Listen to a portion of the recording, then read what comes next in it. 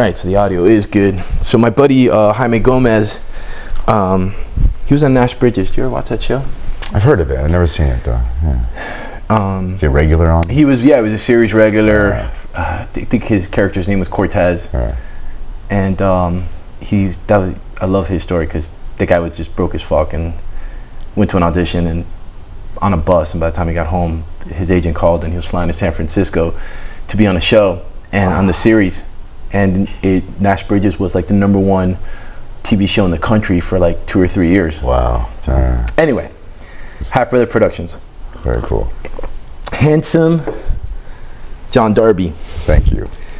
Am I the only one that calls you Handsome John Darby? You're the only one, man. And you're guapo. Do you know where I got the name? I have no idea. The girls at the gym. Okay, I think you did tell me that. Yeah. I just had met you and I was trying to describe you. Okay. And that was like, yeah, this guy John, and the girls were like, and I'm like, you know, he's good looking, really handsome. And the girls were, oh, handsome John. That's so funny. And I said, handsome John. Stuck. And it just did. Yeah, well, grateful for that. Yeah. Yeah. So I've been looking on your Instagram. You're posting a lot of modeling pictures. Yeah, I just kind of getting that going again. I did it before the pandemic, and then the pandemic hit, and then of course the whole industry sort of went into hiatus. Right. So, but I really decided to devote myself to it right as the pandemic hit. So Right. I did a thing with LA Police Gear. So I was their sort of, not their spokesmodel, but I was in all of their stuff. And they're still using that content, which is great. But it gave me that, you know, that impetus to keep doing it, you know. So, but with the pandemic, I stopped that. And now I'm starting to do it again, yeah.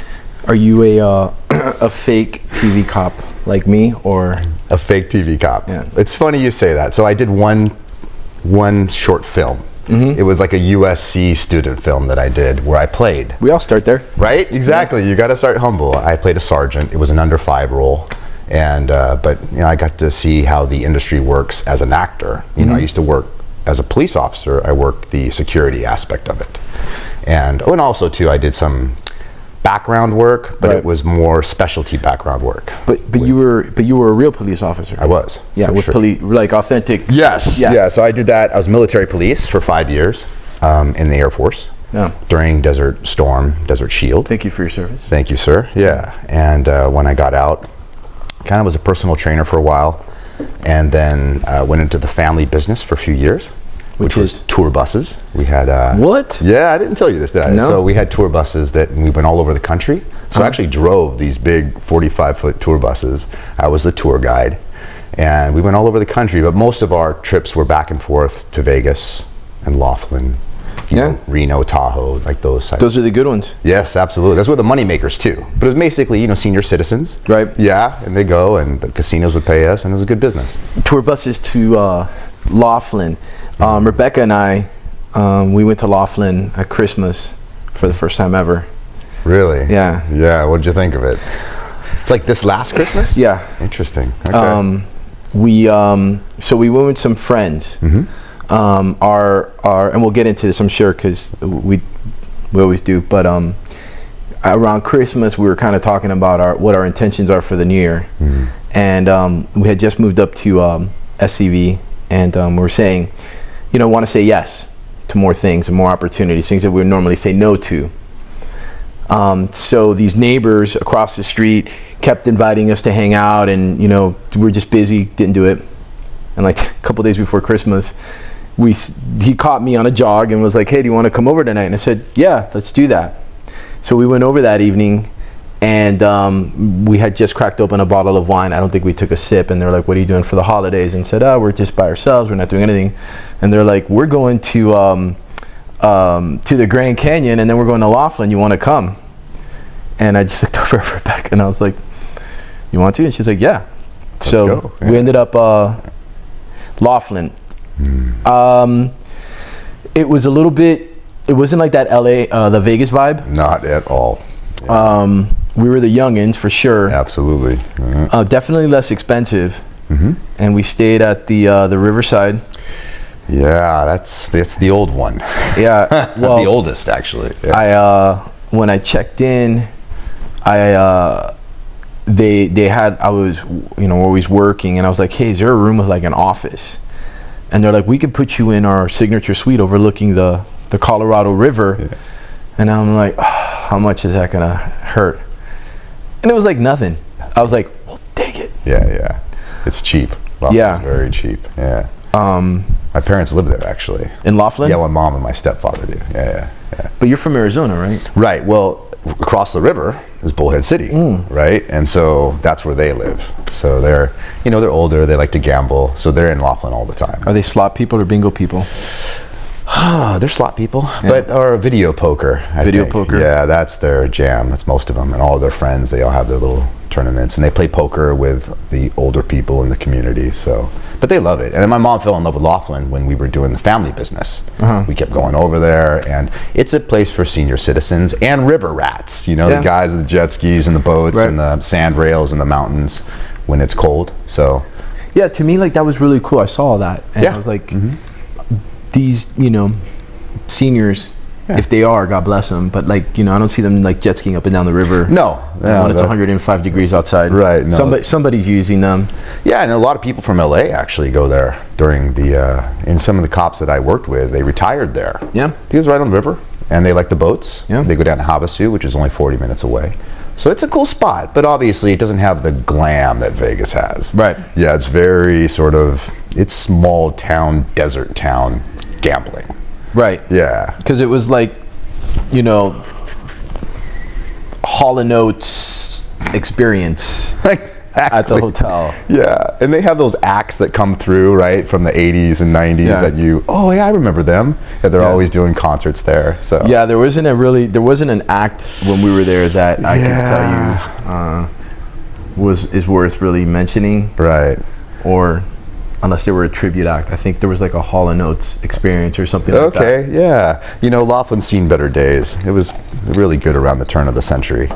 And especially after the pandemic, it really kicked it too. Because obviously old people were affected more because of, the virus. So it really took a hit. And it's starting to get its legs back. So when we were there, like the mask mandate was full on. Yeah. And I was watching like our friends that were visiting Vegas, and they didn't seem to have much care for the mask mandate in Vegas. But in Laughlin, it was like they were strict on it. Yeah. And I was like, what is this? This is still Vegas. And I was like, senior citizens. Senior citizens. Yeah. There it is. Gotta keep them, and most of them didn't want to wear it anyway. Right. Yeah. They were like, fuck it. I've been smoking for 50 years. They want to smoke. They know. You have that. You got to deal with that in the Riverside. They're just smoking more. They're just like... Yeah, I know. Take the mask off, smoke. You know, it's just really strange, actually. But that's Laughlin. Yeah. So how long were you in the military? So I was 5 years in the military, and then, like I said, I was served in Turkey during Desert Shield, and which was a hazardous fire area. I worked for NATO, basically. We did security for all the NATO buildings in Izmir, Turkey. And then I went to Hawaii for 2 years, which was a great assignment. We're in the Big Island? No, Oahu, which is where Honolulu is. But actually worked on a rest and relaxation base, an R&R base called Bellows. And so I basically had an ATV, and I would go up and down the beach on an ATV treating jellyfish stings. So I was like half cop, half lifeguard, Was this for... just service members, or was this a beach that was open to the public? So, it was open to the public during like the week. Right. And then it was a military base, actually a training base for Marines, and then the other half is just for military. Yeah. So, there's 25-year-old handsome John Darby on a four-wheeler in uniform with a bunch of like young tourist ladies, perhaps. Yeah, it was out. Quite an assignment. I had fun there. Yeah, it was a good time. I bet you had a good time. Like I say, I'm a fake cop, and whenever I throw on a uniform, I look amazing. There's something about... Oh, it does something. I agree with you. The military thing, you're still military, but like when I got in with municipal law enforcement here in LA County, that was that uniform, actually, you can feel that when you put it on, you know. I mean, you do. And so you got to stay humble when you're doing that work, obviously. Because like you say, even when you're doing it in like cinematic experience, you still feel like, wow, you know. So you have to stay humble when you're wearing that. It really gets you into character. What do you think, what's the difference in the experience being an MP in the service and then being on the streets in Glendale? So it's more controlled in a military environment because you're dealing with military personnel. They have a different, the Uniform Code of Military Justice. They don't have the same laws as a civilian does, so they have to walk the line, otherwise, you know, they can go to the slammer easy.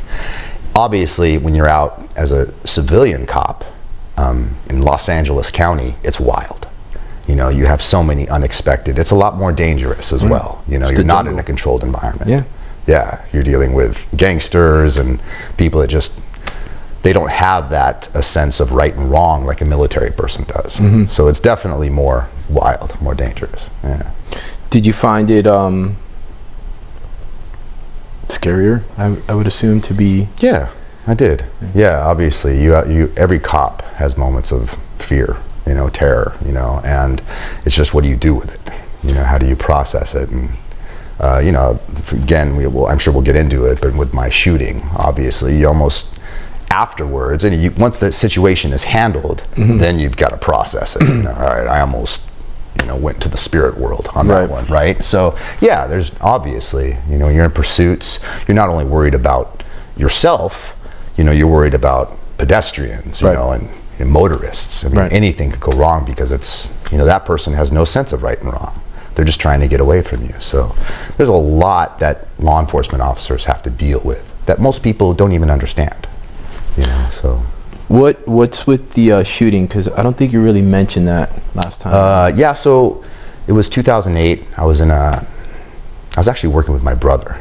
We were working a two-man unit. And police officer too? Yeah, both of my brothers are law enforcement. So all three of you guys are in law enforcement. Yeah. Your mom must be so relaxed. Yeah, no, she's not. I think she's not relaxed at all. But she's used to it now. You know, they're good. My brothers are really great cops, actually. So they're highly trained. They're both SWAT officers. You know. So, really? Yeah, they know what they're doing. So, but it was a shots fired call in a cemetery at nighttime, and this guy. Later we learned that this guy had just committed a homicide in Venice Beach. He actually executed his girlfriend.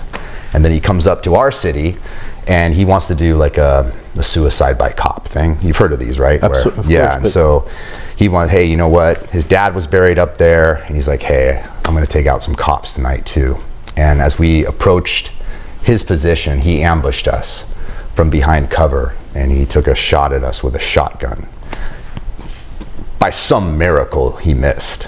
And we were able to get out of there quick, contain him, and then a few hours later, I'm kind of summarizing here because it was a really big incident. Sure.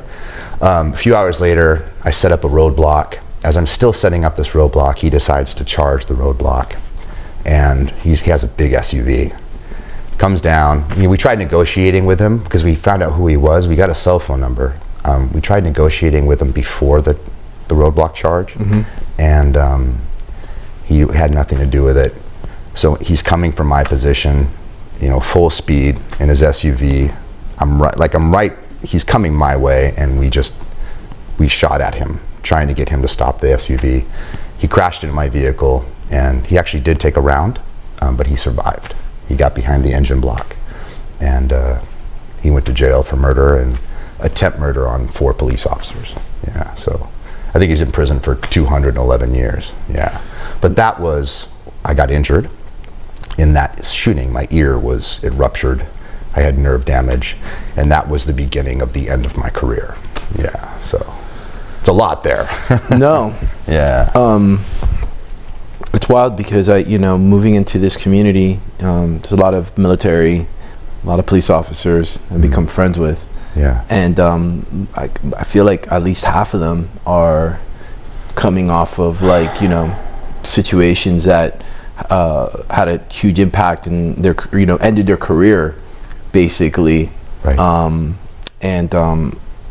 When you watch it on the news, you hear about maybe a a police officer, you know, getting injured in the line of duty, but you don't, that's the end of it, right? You don't follow that person's life. Sure. And what the result of that injury is. And out here, and we have a few mutual friends, right, that are like that, just kind of watching how it's really hard for them to deal with it. It's like you're a professional athlete almost. I don't know if that's a great comparison, but like, you know, you're doing something for so long, and it becomes a part of you, and then like one day it's taken from you. Yes. Yeah. It's your whole identity. Absolutely. Yeah. And you got the rest of your life to go. Yep. And you still got this fire in your heart, because it takes very special people to do that kind of work day in and day out. I know when they retire, most of them that get to that point where they retire, you know, doing 30 or 40 year careers, like they're happy to retire. But I feel like, you know, when you're younger and you're kind of taken away from you, like, you know, when you're just starting to get really good, right? It could be, you know, it's a long life. It's devastating. Right. It is. Like, it was 37. I was 37 when this went down. And so it was, you're right, you're still young, you know, you're healthy, you got your whole life ahead of you, you're looking forward to a long career. Yeah. And then, you know, I went back to work after I was off for a few weeks, went back to work, but my ear was never the same, man. You know, sirens were coming up on like a fire truck, right? You're doing a traffic collision scene, here come the sirens, and you had to like go into the corner because it's like an ice pick. Right. The nerves were damaged in my ear, and the doctors were saying, hey, John, you can't do it, man. You got to give it up. It's time to go home. That's it. And so that was it. And so I kind of went into, it was the same time that I was relieved of duty that my dad died, you know, my girlfriend and I broke up. It was like a triple whammy. And I was like, okay, the closest I've ever been to like clinical depression. Yeah, because I was in a lot of physical pain as well. And so I was like, okay, I'm at the bottom now, you know, how do I pull myself up, you know? Is that when you started personal training or getting into fitness, or? So I've been in fitness my whole life. What was interesting was like during that time, the doctors were trying to get my body to calm down. And so they said no more weight training. Weight training had always been, and I mean, I'm sure you can relate, right? It's your stress relief. If you can't train with your weights, you're like, okay, what good am I? Where do you let that out? So I'm a natural athlete, so I said I'm gonna have to stay moving. So I was living in Pasadena at the time, and we have the Rose Bowl there, and there's this track around the Rose Bowl. It's exactly a 5K, and there's that track. What's that? I know that track. You know that track, right? Sure. And so I would go out there every day, and I would walk. Sometimes I do 2 laps, sometimes I do 3, 6 to 9 miles a day. And I just walk, and at the same time, I was like, okay, I'd run affirmations through my head. You know, I knew that I had to get a hold of my mind again, you know, because you got to rewrite the script now, right? Now your whole life has changed. Your dad's gone, your career's gone. Now what am I going to do? So what did you hear though, right? Because you just didn't say I'm going to run and start doing affirmations, right? Like, so what was your gateway? Mentor or book, or somebody said read this or look at this? And that's a great question. So I've always been into philosophy and martial arts. So I was in martial arts since I was a kid. I've done taekwondo and aikido and an art called kuksulwan. So I've always been like interested in the philosophy behind it. So Eastern philosophy, like Zen and Taoism, and so I had a strong philosophical base already, you know, and I like to read books on, you know, consciousness and awareness, and we talked about this right. You know, another time. And so I had that base, so I knew that I could take control of my life, my mind, and my emotional system. And so it was basically, you're not reading books anymore, now you're applying what right. you've learned. And when you hit rock bottom, you're like, okay, am I going to just wallow in pity, or am I going to do something with this? And so I started walking, spending more time in nature, and then I started something called Qigong. Have you heard of? It's like Tai Chi. Yeah, I have a friend of mine that practices that. Okay. Yeah. It's a moving meditation, a way to synchronize the breath and simple movements. It's very deceiving because when you're doing it, that's a little Tai Chi, right? I would see him doing this. He's working with energy. Right. Yeah, and when I say deceptive, when you're looking at it as a third party, it's deceiving because there's like looks like old people just moving in waves. But your mind and your body is centered. You're focused on these energy centers in your body. For some reason, my body calmed down after a few weeks of this. I got really into it. I do it every morning for 30, 40 minutes. And ear pain went away, neck pain away. I had TMJ really bad because of the tension, the stress. Yeah. And that was it. I was healing myself. Yeah. Yeah. Yeah. It's you saying that. I can understand why the doctors are saying put the weights down, because I mean that certainly doesn't loosen you up. No, it doesn't. All the tension, right? Yeah. You have to hold tension. And relaxing, I think, and maybe about your age, at that point in your late 30s, I think for guys it just seems like that's sort of like when we realize, like, I can't. You either realize you can't walk around all wound up all the time. I'm not talking about jacked. I'm just talking about the typical like asshole guy thing. We're all tense and everything else that we carry, because it starts to manifest itself in like, shit, this hurts, that hurts.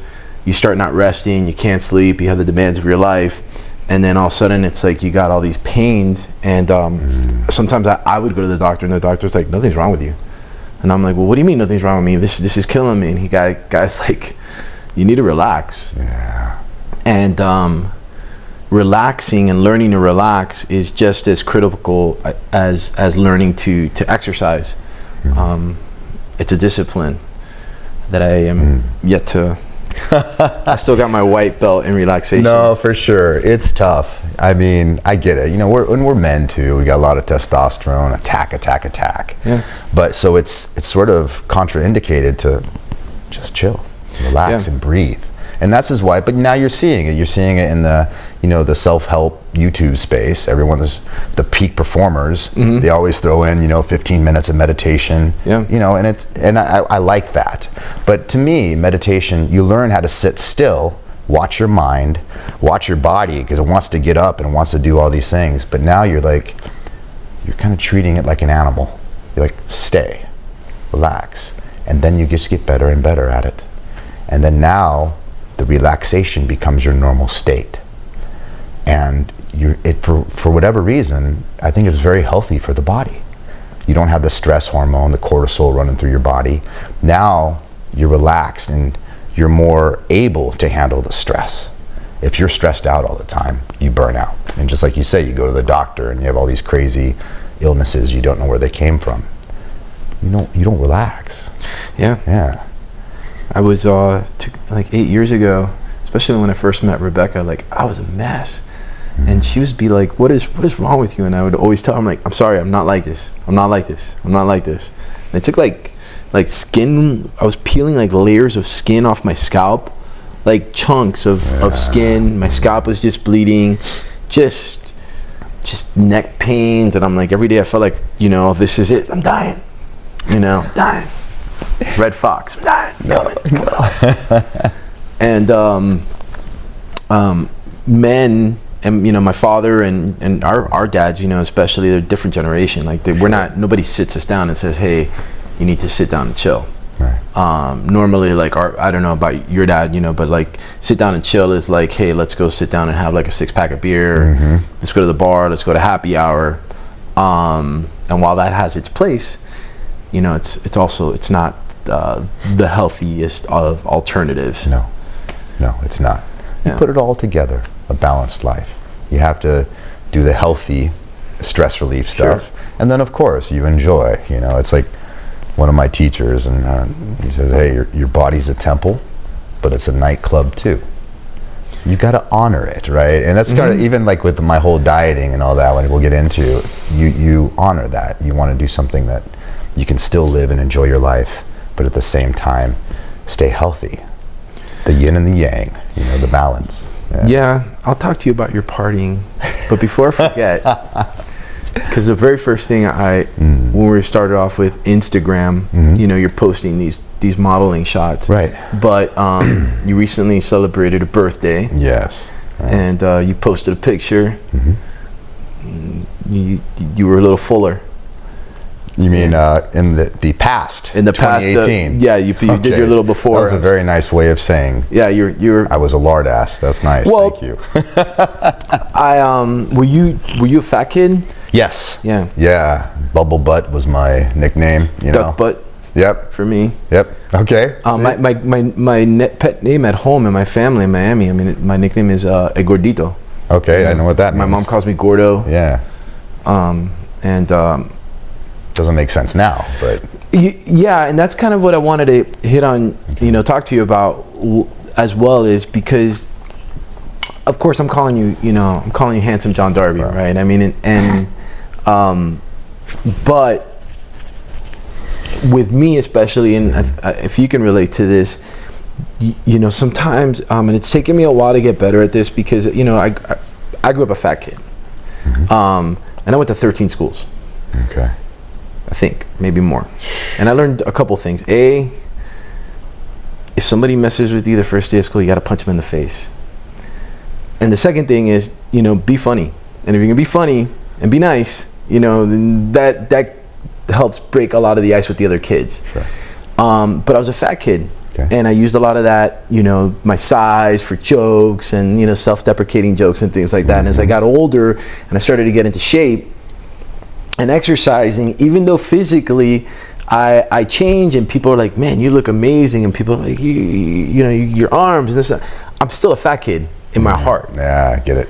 And I had to learn to change the fat kid conversation publicly with people, because I'd make my fat people jokes, and then if somebody was like not as healthy maybe as I was, they get all like butthurt and offended, and they're like, well, look at you look this and that, and I'm like, you know what? So I mean, I guess my question to you is, how do you emotionally feel about, you know, where you are today? Do you get weird when people, you know, like I call you handsome John Darby, but not knowing, I know your backstory, but when people don't know your backstory and they automatically assume you always have looked amazing, you're a genetic specimen, you know, you're always been fit. No. Yeah, I know what you're saying. That, of course, I think that's why I posted these transformation pictures, right? Because you could see, I mean, I've always been a weightlifter.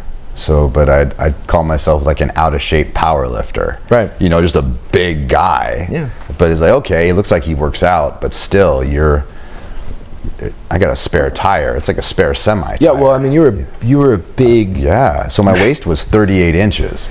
Right? What's your Instagram again? Mr. John Darby. Mr. John Darby. Yeah, spell out Mr. Mr. Got it. Yeah, and so a 38-inch waist. And I realized as I got into my 40s, right, you know, the whole diet I had in my 30s, it's not working out so much anymore. The testosterone goes down, and my back started hurting, so I wasn't running as much. I used to be a competitive trail runner. And so I'm eating the same calories, but not as active. And then just little by little, gradually, the weeks and the months, and then now I'm buying a 34. Yeah. Now I'm buying a 36. Yep. When I bought a 38, I was like, all right, I'm done. Started wearing my fucking dad's pants, and I'm like, whoa. Yeah, right? I'm like, wait a second, something's wrong. Something's wrong. And then, of course, one of the big changes was when I fell off my bike and my 10-speed, whatever, and went into the doctor, and my blood pressure was through the roof. He said, you know what? I'm thinking about calling an ambulance for you to take you to, you know, the hospital. You need to be, you know, treated. And I was like, okay, this is a wake-up call. You know, my blood pressure, every time I'd go in, are you on medication? You know, and I'm like, okay, something's wrong. So I was like, all right, now I have to figure this out. I've done every diet imaginable, and maybe you can relate too. You've done a keto and Atkins back in the day, you know, carb cycling, carb backloading. I've done it all. But you're always going back to your old weight.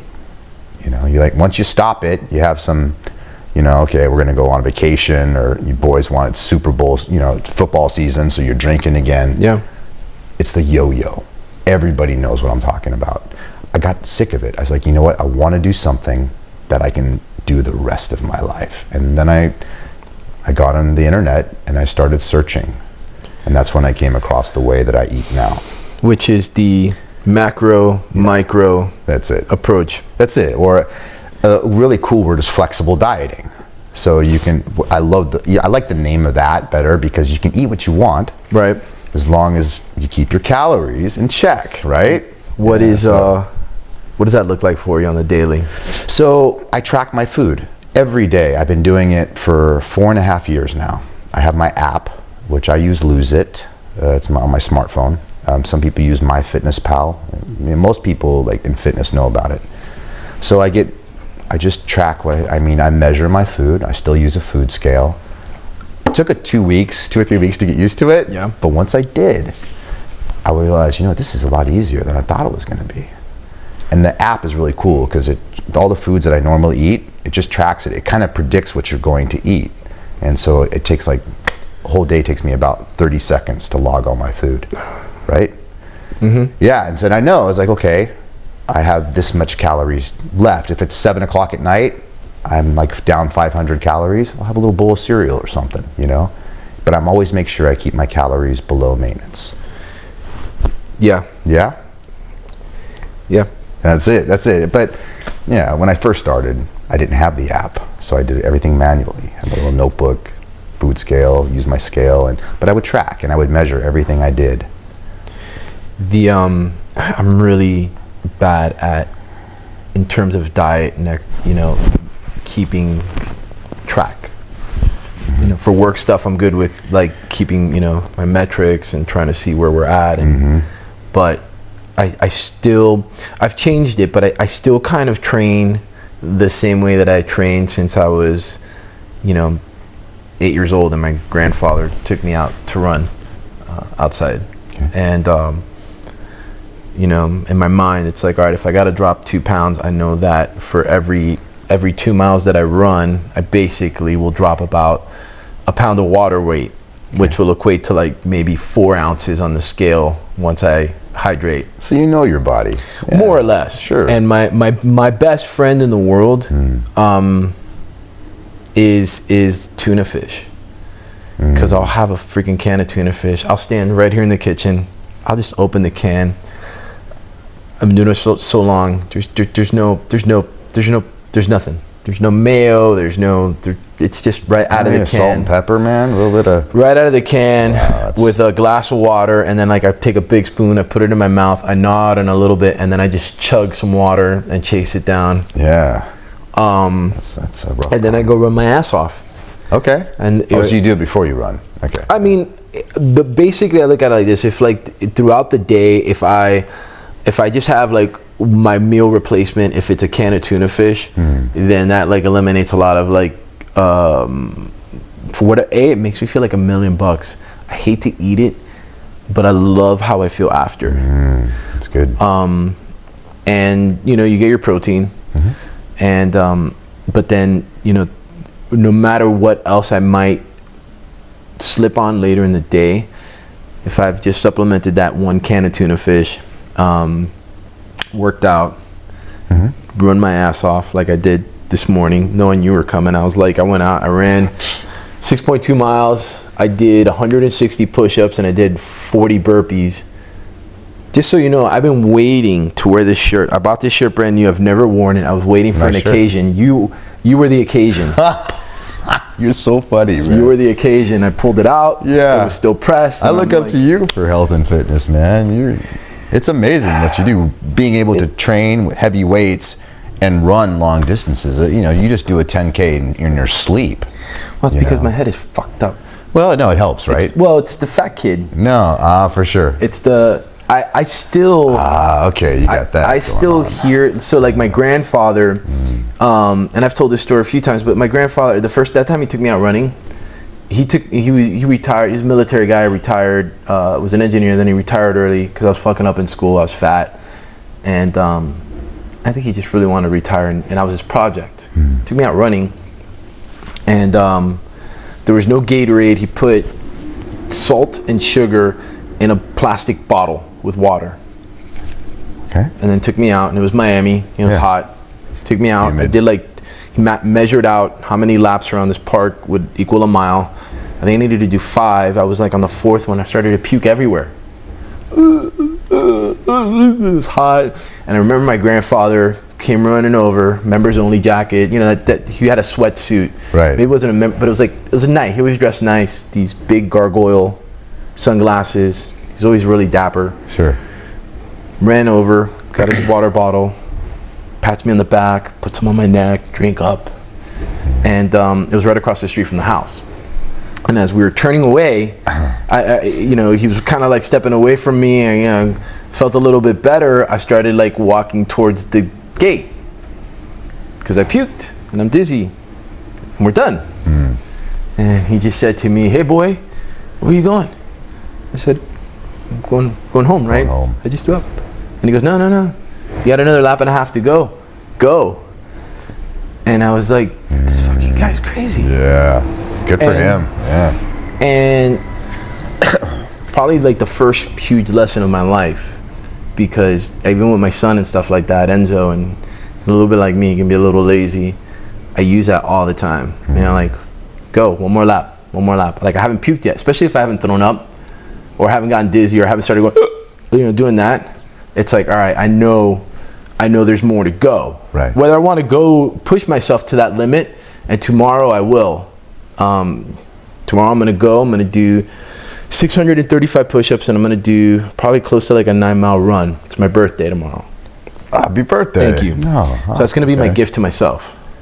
A gift.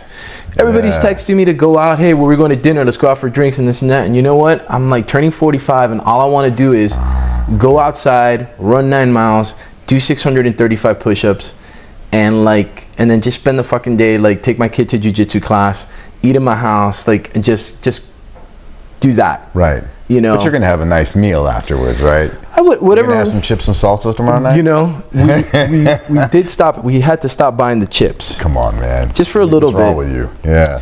Because I'd rather have a little bit of a vodka with like soda water. Okay. And I've been monitoring, like I'll have like 2 drinks, but I'll notice that if it's there, all of a sudden it's like I have a craving for it because I know it's there, and it talks to me. Okay. No, I get it. If I keep it in the house, it's gone. Yeah. And you're tracking your calories. I'm tracking calories. Yeah, but I usually, you know, I weigh it out, right? But I won't do that. I know by you don't. By the time I've had dinner, I know that I don't need any more. Right. Like I'm comfortable. Good. And I shouldn't be eating anymore. Right. But just the crackle and I understand. the salt. I know. Oh. It's a spiritual experience, man. That's what I was saying, is like I think that's why for me the flexible dieting was a no-brainer, because I'm not giving up chips and salsa. Yeah. You know, I'm not going to do keto and like give up all the things that I love. I love my oatmeal in the morning, and rice and brown rice and quinoa, you know, and a pizza every once in a while. So I wanted to be able to do that stuff and have my bowl of Cheerios at night, you know? Yeah. Yeah, it's low-calorie cereal, but I just don't want to be hungry, right? A lot of people, they get hungry and they, screw it, I'm not going to do this anymore. My whole trick is I don't want to be hungry. Right. I want to be able to keep my body full and with good, healthy food to fuel my workouts, but I don't want to be hangry, because I get hangry. Yeah, we all do, I think. Right? Yeah. Gym people, Sure. you don't want to keep them hungry. So I figured out all the little tricks to keep me satiated. Yeah. So I didn't have to deal with hunger. And now it's like I have this technology. You know, if I were to gain 40 pounds, I know exactly what I do to take it off easily. Yeah. And let me just say that I'm doing a lot of that right now. There's a few things that have just worked into my lifestyle that I'll carry on with it. But you know, when I met Rebecca, I was 167 pounds. Wow. And I think when you were at my house last, that had a couple moments in the last year, but when you were at my house last, I was clocked in at 207. A big, strong, bulky 207. You were strong. Good size. And I dropped now to like 195. I want to probably hit like 185. My heaviest as a fat kid was 236, like not healthy. Yeah. And I was like smoking. Oof. Yeah, it was ticking time bomb. That was just that's the. Well, I hate when I tell my son that, and I was like, it's the dumbest thing I ever did in my life. For me. Yeah. How old were you? I mean, I started as a teenager. Somebody gave me a cigarette after like smoking a joint, and they said, if you smoke a cigarette, it'll get you higher. And I hate pot. But I was like, it was something to do. And then I started smoking, and then like I didn't smoke pot, but I kept on with the cigarettes. And then one day I quit on my first date with Rebecca. I went to pick her up, and she saw me. She was running late, and I got out of the car. I'll have a cigarette. She came out, and she saw me, and she goes, "You smoke?" Because she had seen me at the gym working out all the time. And I was like, "Yeah." And I said something shitty to her, like, "Is that a deal breaker?" And she was like, "No, I just didn't know you smoked." And it wasn't a date or anything. I just was in the area. Right. One of those things. Yeah. And I was so embarrassed by it. I don't know why. And whatever it was, I mean, that was 8.5 years ago, and we're married, so it totally fucked me up. You got through it. No, it was good that you quit, man. Speaking of women. Yes. You never married? Never married. No, never engaged. Of course, I've had girlfriends, you know. Have you? Yes. You know, yeah, I have, and you know, I've fallen in love. I've done all that. I think though the past 10 years, ever since, you know, the retirement, I wanted to make like self-help, spiritual growth. I wanted that to be my priority, you know, and sometimes relationships can kind of divert you. So in a lot of ways, I've been somewhat of a recluse, you know, kind of. I still enjoy, obviously, but to be honest, like now that I moved back to Valencia this year, right, the 2 years prior, like during the pandemic, man, I was a monk. Like I spent weeks by myself, like not even giving a hug to somebody, right? You know, so I think that's my natural state. So now I'm actually a little bit more engaging, this and that. So, you know, maybe a girlfriend is in the near future. Maybe, yeah. Okay. Yeah.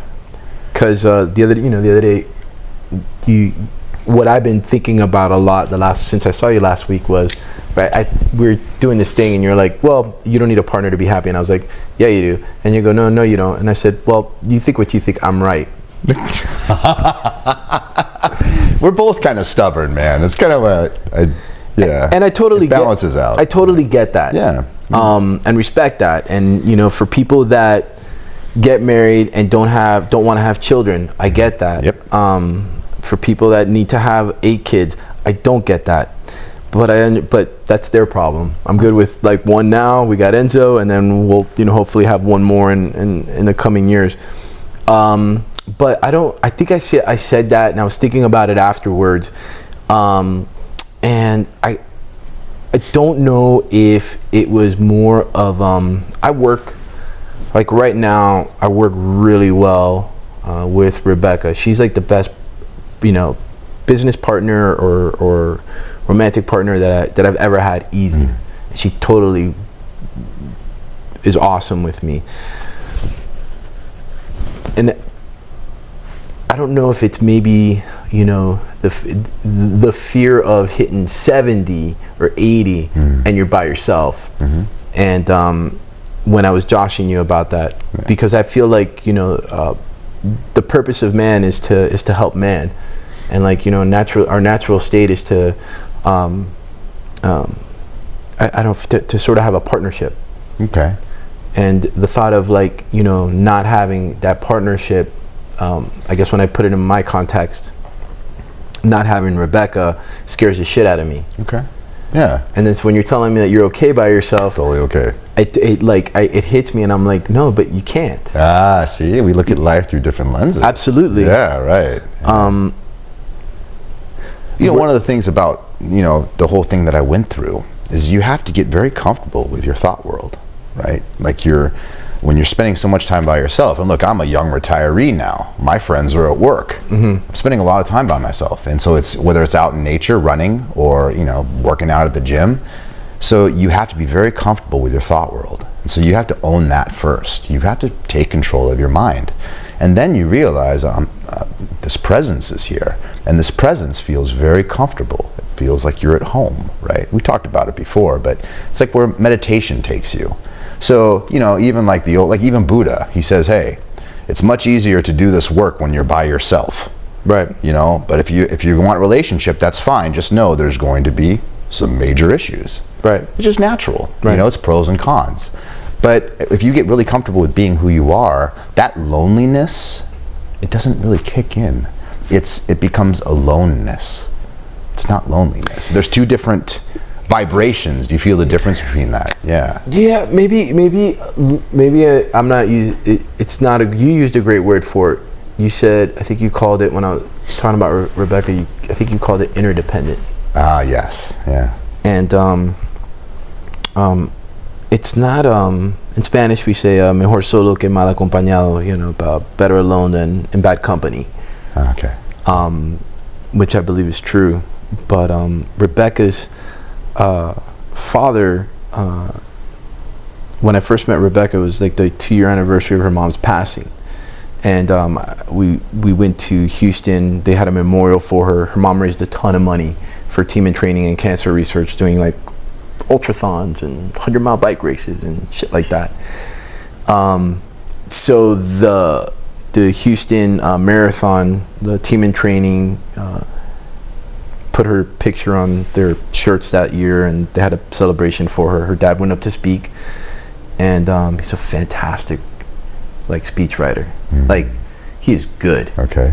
I keep telling him, like, you need a YouTube channel, and you need to and well-spoken, eloquent. He's just got it all. And so he in that one speech, one of those things that people said that I took away with, that stuck with me. He said, was what I told you. If you want to go fast, you go alone, and if you want to go far, you go with others. And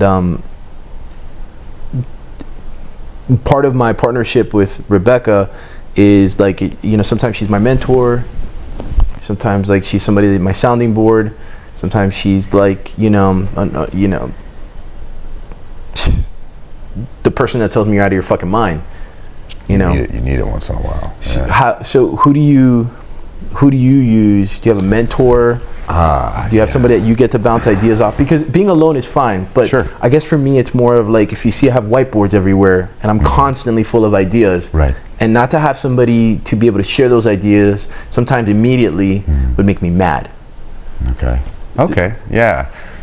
Well, obviously you have a lot of business things that you're doing. You're always involved in different things, and Rebecca's your partner in that aspect. So she's intimately related in your daily thought processes. So my life has been different. Right. So my thought processes are my own. Now, because I've done all this reading and contemplation and meditation, now I started writing. And now I'm sort of just, instead of putting it out with a partner, I'm putting it out in the written word. Right. And so, but to answer your point, I have friends, not romantic partners, but I have friends who are sort of, you say, in the same frequency as I am. They're in the meditation, contemplation. They're very, I don't know, I look up to them in that aspect. Are they mentors? Yes and no. Every once in a while, I've been at this game for 30 years, you know, and so most of my mentors have been in books. I've had a couple of teachers that I've met that were life-changing, but most of my mentors I've never even met, you know. And so now I'm just taking all of my experience as a police officer, military, and the things that I've gone through, and sort of creating my own little system, you know. And I want it to be my own, because it's I don't know, I think I've never been a partnership guy.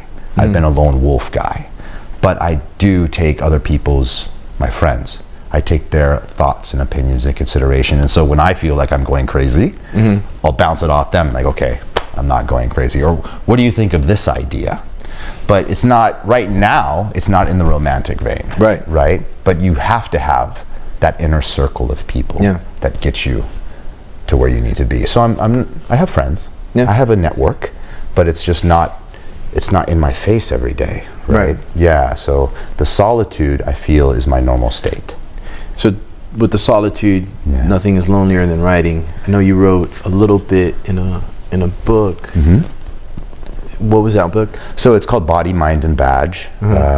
Dr. Catherine Hamill wrote it, and she's an ex-cop, and we used to work together. And she asked me She saw my life off through Instagram. We don't really talk a lot anymore, but she knew that I was into mindfulness and Qigong. And this book is about law enforcement officers, how to process and deal with trauma, right? And how to be more resilient. So I like this title, Body, Mind, and Badge. A lot of officers, they have that John Wayne syndrome, right? They're quiet, they don't complain, they just handle it. But underneath, obviously, there's a lot of things that perhaps they haven't dealt with that come out later in life. So I just wrote what I did to recover from my injury that I told you about, the mindfulness, the Qigong, how I lost the 40 pounds. I put it kind of all together in like a summary chapter. And I had to keep it pretty basic because I didn't have a lot of, I couldn't write a book. It was just a chapter. Right. But I sort of gave people tools so they can start researching, and if they're dealing with trauma, not just police officers, but first responders or anybody, that they have the necessary tools to not maybe like, you have Eastern medicine and Western medicine. Western medicine only takes you so far. But to address the spiritual aspects of yourself, body, mind, and spirit, when you can take care of all three, obviously your chances of recovery are so much more better. Sure. So that's what I wrote my chapter about. Is it on Amazon? Yeah, it's on Amazon. Body, Mind, and Badge. Okay. Yeah, it came out about 3 months ago. Throw that on there, Jomar. Body, Mind, and Badge by Catherine Hamill. Yeah. Yeah. I would go into the whole medicine-y thing, but I feel like that'll be a whole nother podcast. Yeah, let's do it. That's my... That's your wheelhouse? Oh, yeah. Let's go into it whenever you want to, for sure. Well, just, I guess to close, where, and I know that you're writing now, right? So what do you see? Do you want to say how old you turn? Oh, I'm 50. Yeah, I turned 50 2 weeks ago. Yeah. And I'll be 45 tomorrow. I've been, a lot of my time right now consists of like, I break down my days in terms of sometimes like hours, and then my days, my weeks, my months, but then like my long-term plans and where I see myself going. What do you, you're really far away from being an MP, and you're kind of really far away from being a cop, and you're transitioning into this whole other world. I know you were saying there's things you want to do, and you're on the cusp of taking on those things. What do you want to see yourself in like 5 years with the work that you're doing and all the knowledge that you're gaining? And great question. I think I want to affect people right now. People are very distracted, right? Obviously, the TikTok generation and Instagram, and everyone is. You have people that just their attention span isn't what it used to be, and so I want to be able to condense what I've discovered and things that have really helped me to recover from my injury, but also just to be at peace with myself. I had to do the work. So what I'm trying to do is condense it into like bite-sized pieces. So maybe an Instagram post that you can carry with you throughout your day, right? Maybe a short video on YouTube, a breathing exercise that has worked tremendously well for me. And so that's sort of my vision, you could say. I'm still creating content, but as far as the organizational, managerial aspects, that's starting to form. But now I'm getting a general idea that I want to get the people who need it the most, and those people are the ones that are distracted, right? So if you can get someone's attention really quick, and maybe a paragraph or two to get them through their day, then that's it. So a lot of them are going to be affirmations. I build affirmations that I think are very empowering and helping people build their own. And then maybe writing a book on powerful affirmations and why I use these particular ones. But my wheelhouse is consciousness and awareness, and being able to look at your ego, look at your body as something that is temporary, but your presence is what you truly are. And getting people back to that place of truth, and now engaging the world from that place of presence, it changes your experience of life, because you're not scared anymore.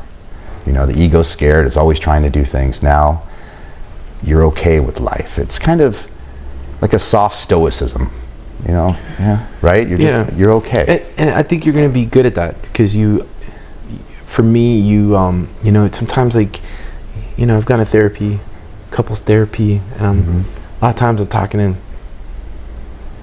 women telling me, you know, what I could be doing better, you know, all that kind of stuff. Sure. And sometimes, you know, you're kind of listening to, you know, guys that are, you know, went to school for this shit and they're doctors and they're giving you all the theory. But what I really like about you is that there's a life that, you know, you lived, you know, going through whatever your childhood was like, but then getting into the service, you know, and then leaving there and then getting into police department and becoming a police officer, and then having your injury and then going through your chubber stage, getting your health back together and getting to where you are now, and so much more relatable and makes me want to listen to you a little bit more. Thank you. And I take more from you because I'm like, hey, this guy, you know, this guy doesn't have a fucking doctorate from whatever. Just a normal guy. Yeah, he's just a guy who went through some shit, and this is how he's dealt with his shit. And I think like a lot of the guys right now that are having an impact on, you know, social media and speaking and really getting out there and touching people's lives are like just people that have gone through shit and they're sharing their shit and how they deal with it. And you can kind of pull from each and every one of them things that work for you and work that into your life. So yeah, absolutely. It's your own life. You create it. Yeah. When's the book going to be done, John? My book? When is it done? You know, it's pretty much done. Yeah. It's just the compiling it together, right? So I have a little platform, but I want to build a little bit more of a platform with regards to my work. So I have my modeling and, you know, my life and my family, and my friends, but I'm going to start another platform, which is primarily philosophy. Okay. You know, and so that's here. I mean, it's just in the compiling stage right now. Yeah. All right. And I'll share it with you obviously when it hits. All right. So we'll have you back. Great. Thank you. We'll figure this one out. We'll have you back. We'll talk about the book. We'll talk about your what do you call it? Your platform that you're working on, your philosophical platform. Yes. And we'll talk about your new girlfriend. Oh, okay. Yeah, my new future girlfriend. Yeah. Or your fiance. Yeah. Whoever you are, can't wait to meet you. Whoever you are. Because I think you're gonna. For me, being a little bit younger than you, I think it inspires me. So do your thing. Right. And I'm gonna be following you. Right. You know, I screenshot. I told you, right? I took his Instagram picture of his chubber one. It wasn't good enough. I had to take a screen grab of it, and I put it on my favorites on my phone. And maybe more often than I should, I kind of glance over at it. And I've been working out harder. I really have. If I've inspired you just a little bit. A little bit. A little bit more. You've inspired me, man. 635 push-ups on your birthday, 10-mile run. 9, dude. Maybe like 9. Happy 635. Birthday, I break it up into sets. Yeah. That's really the trick. Of course. Yeah. Cool. Great Thanks for being here. It's an honor. Thank you, All right, brother. Appreciate it. All right. All right. Cheers, bro. Cheers. All right.